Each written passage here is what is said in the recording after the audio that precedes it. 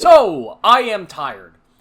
I am really tired. Spent the last 2 days sitting in an airport, got 2 hours of sleep, working on 550 milligrams of caffeine, but the show must go on. I need a video out today, so guess what? I am here recording a video for you all. So apparently today there was a big Gamescom event. We had a big press conference announcing a bunch of games. I did not know this was happening today, but now I've seen it. I've seen the reveals, and I want to come on here and talk about some of the stuff that caught my eye. I'm not going to talk about everything that happened at the conference, so if you're looking for a complete rundown, go watch another YouTuber. I'm sure there's like 50 out there doing the same exact video, but probably a little bit better and a little bit more serious and a little less exhausted. The main thing that caught my eye, and of course you probably read something in the title about it, is this brand new Amazon TV show coming from Deadpool director Tim Miller, a director that I really like, even though he's kind of hit or miss. It's this brand new show called Secret Level, which appears like it's going to be sort of a weird continuation of Love and Robots. If you've never watched the Love and Robots show, it is an anthology animated show akin to something like What If you watch, Marvel stuff, or if you watch live action, to like Black Mirror. It's just a bunch of different stories with unique animation styles, and it's one of the more underrated shows pretty much ever, like on Netflix especially. Not enough people have watched it, and there are a lot of gems in there, a lot of great filmmakers and writers came in to make stuff. Secret Level seems to be a weird continuation of that on Amazon, except focusing on video games and video game animation. This is going to be an entire show built in sort of that video game cutscene-esque style that we usually get in the video games, and it's going to be a bunch of different anthologies. Some I think are going to be original stories, and other of which are going to be adaptations and stories and game universes we love. I believe God of War was definitely shown in this. You see Kratos. I think Ghost of Tsushima as well may have been shown. And this trailer blew my mind. This looks excellent, and this... God, how have we never gotten something like this? I mean, we have in Love and Robots, but something video game focused. This is such a cool idea. Tim Miller, cried on stage while revealing it because he was so excited. I love that. I love that shit. This is easily the best thing that I saw at the conference. It caught my eye, and it got me excited about watching video game television or movies again. Something I lost after watching Borderlands. Speaking of Borderlands, they announced Borderlands 4. I don't really care, but maybe you do. There was another little tease for Black Ops 6. We got a cool cutscene, a cool, story mission demo-ish thing, and it's exactly what you would expect. It's more Call of Duty. Believe it or not, another Call of Duty game that looks like more Call of Duty. I'm a big Call of Duty fan, so I get excited for this. I'm excited for the zombies in this game. Everything I've seen from the zombies mode looks really cool. This story, it looks very interesting. It looks like they're putting a lot more effort into the campaign than they did last year with Modern Warfare 3. Which was no effort. So yeah, improvement. But I really dug everything that I saw in this demo, and I'm excited to play Black Ops 6. But here's, listen, this channel used to be a Call of Duty channel. I used to play tons and tons of Call of Duty. It's all I used to do. But my news cycle as being an adult with Call of Duty is this. I buy the game, I get excited, I play the game for a month, I never touch the game again. I expect to do the same with Black Ops 6, so bring it on, Treyarch. There was this weird game called Masters of Albion that was shown. This is coming from the guy that made the original Fable series, a guy that I know has been, kind of controversial in the game industry.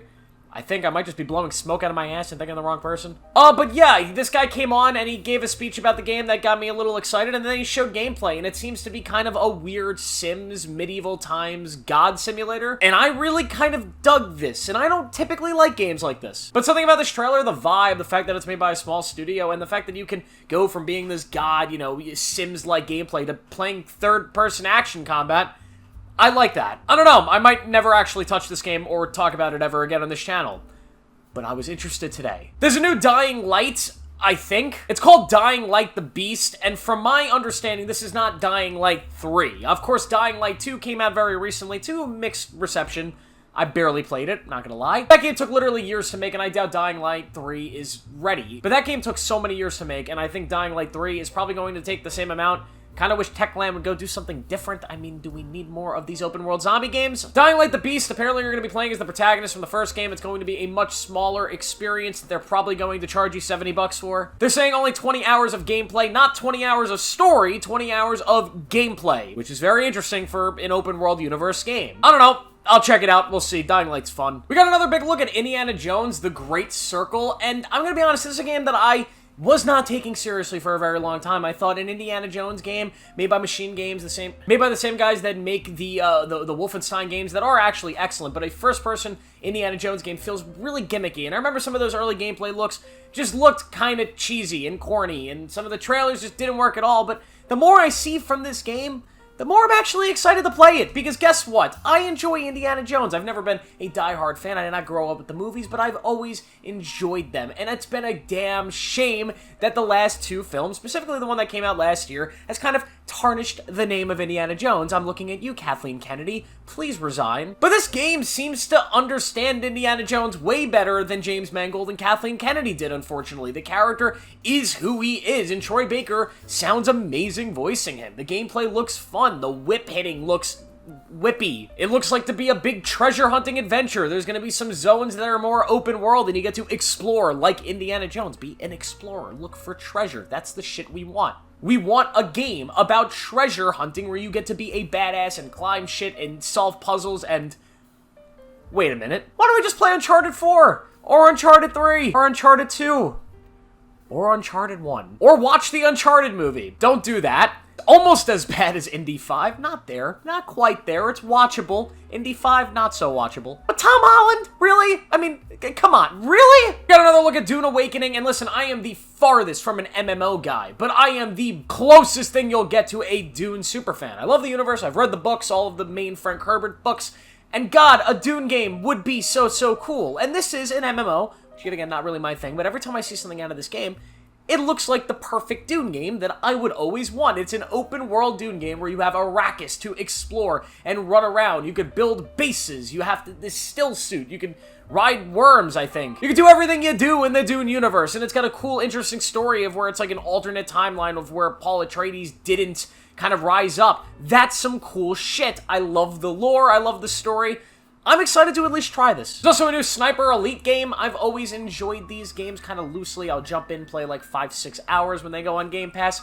Never touch them again, but they've always been a lot of fun, and I'm hoping that maybe this one could be a little bit different. I feel like the formula is kind of getting old, and I wish they would kind of implement more of that Hitman style of leveling. You know those new Hitman games, how every level, it felt so built and kind of condensed, but also large, and there were so many different ways to tackle stuff. Some of the new Sniper Elite games have had elements of that, but they still feel not as sandboxy. Maybe that's just me. The last thing that I want to talk about, pretty much the last thing that caught my eye, the announcement of a brand new Mafia game called Mafia: The Old Country, a game that is going to be taking place in the early 20th century, the early 1900s in Sicily, and be a legitimate kind of Mafia game. Now listen to me, love the Mafia games. I really like the first one, really like the second one, and this might be controversial because a lot of people didn't like it, but I love the third game so much. I have played Mafia 3 like 4 or 5 times straight through. I got almost 100 hours in that game. I love it.